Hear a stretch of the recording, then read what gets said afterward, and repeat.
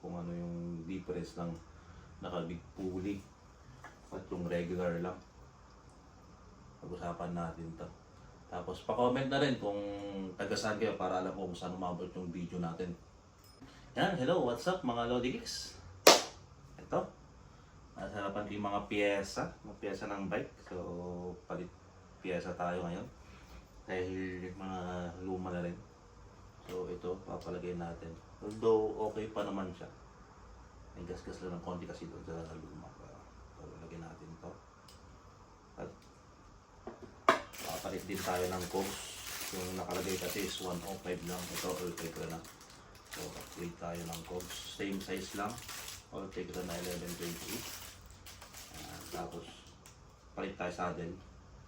Try naman natin tong 3D print. And then, ito. Lalagay tayo ng big pulley.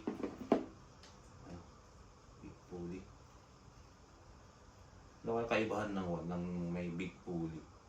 Ito ba ay pamorma lang? Ito ay pamorma lang? O may pagbabago sa padjack natin?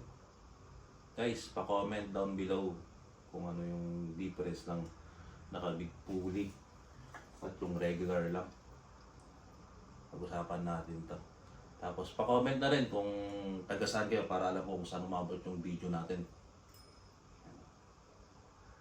Ito ba ay pamorma lang? Pamorma ng bike?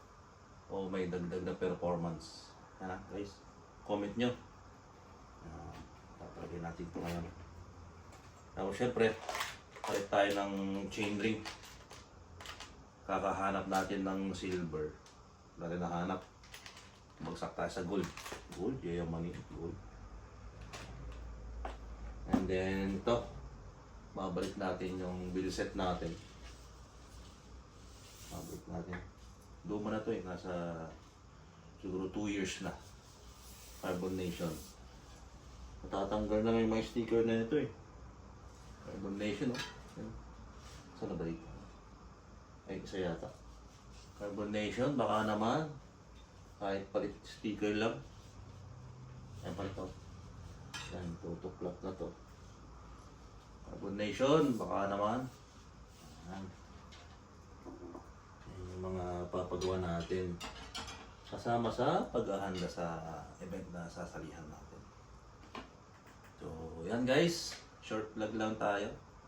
Sana mabasa ko yung mga comment nyo dito sa big pulley ito, OSPW.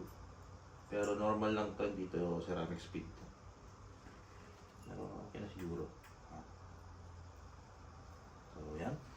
Yan po nagtatapos ang ating vlog at pupunta pa tayo sa mekaniko natin. OSP big pulley. Papagawa natin. Palit. Same lang, same size. Pero all-taker na, 1128. Parehas lang din, palit lang. Para bago. Pasupuan, chain, yun. Ready to go. Thank you.